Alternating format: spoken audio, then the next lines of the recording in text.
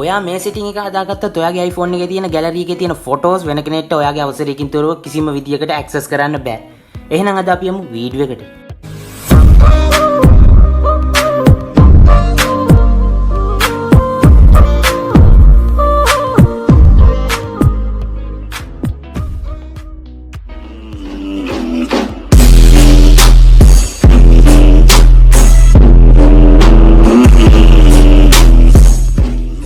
What's up guys, welcome කියලා පිළිගන්නවා මගේ අලුත් වීඩියෝ එකට. ඔයගොල්ලෝ ඔක්කොම මේ වගේ quality content ඔයාලට තවත් බලන්න ඕන නම් මගේ YouTube channel එක subscribe කරන්න කියලා මං ඉල්ලනවා.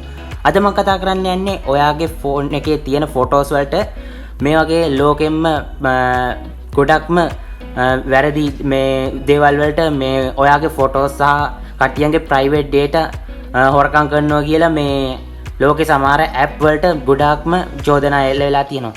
ඒ අතර තියෙන app එක තමයි TikTok කියන්නේ. TikTok වලට පොඩි ළමයින්ගේ data, ඒ කියන්නේ photos වගේ දේවල් access කරා ඒව හොරාට අරගෙන කියලා ඒගොල්ලන්ට ලොකු නඩුවකින් පෙරදිලා වන්දියකුත් ගෙවන්න උනා.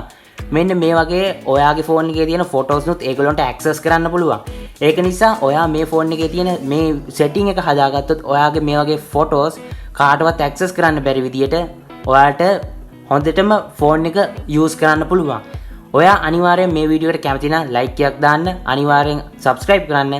අකමැති නම් ඔයා unlike එකක් දාලා අකමැති හේතුව යටින් comment කරලා යන්න. මුලින්ම යන් අපි app වලට. ඔයාලා settings වලට ගිහින් මේ වගේ app select කරගන්න ඕන. ඔයාලට මෙතන settings වල මම මේ යටට ගිහින් තියෙන app select කරගන්න. මගේ app ගොඩක් තියෙනවා. සාමාන්‍යයෙන් අපි යන් TikTok app එකටම. මෙතන ඔයගොල්ලෝ බලා ගන්න පුළුවන් TikTok app එක තියෙනවා. මම TikTok app එක select කරා. දැන් ඔයාලට බලන්න පුළුවන් මෙතනින් අපිට camera access කියන එක මෙතනින් අපිට cancel කරන්න පුළුවන්. ඔයා TikTok එකට වීඩියෝ අප්ලෝඩ් කරන්නේ නැත්තම් ඔයාට microphone access එක මෙතනින් cancel කරන්න පුළුවන් TikTok එකට. එතකොට ඔයාලට බලා ගන්න පුළුවන් photos කියලා එකක් තියෙනවා. ඔයාලට මේ photo කියන එකට මම selected photos කියලා දීලා තියෙන්නේ. selected photos කියන්නේ අපි select කරන photos විතරයි ඔයාලට access කරන්න පුළුවන්. ඔයාලා මෙතනින් මේ photos කියන එකට ගිහින් none කියලා මෙතන select කරොත් එම ඔයාගේ කිසිම photo එකක් මෙතන ඒගොල්ලන්ට access කරන්න බෑ. all photos කියන එක නම් දාන්න එපා. ඔයාලා සමහර විට ඒක දාලා තිබුණොත් ඔයාගේ phone එකේ තියෙන ඔක්කොම photos මේගොල්ලන්ට access කරන්න පුළුවන්. මේක දාලා තිබුණොත් ඔයාගේ phone එකේ තියෙන කිසිම photo එකක් මේගොල්ලන්ට access කරන්න බෑ. selected photos කියන එක දාලා තිබ්බොත් ඔයා select කරන photos ඒගොල්ලන්ට access කරන්න පුළුවන්. ඒක තමයි අද මම වීඩියෝ එකෙන් ඔයාලට කියලා දෙන්න ගියේ. මේ setting එක අනිවාර්යෙන් හදාගත්තොත් මේක ඔයාලට Facebook app එකට මේ වගේම කරන්න පුළුවන්.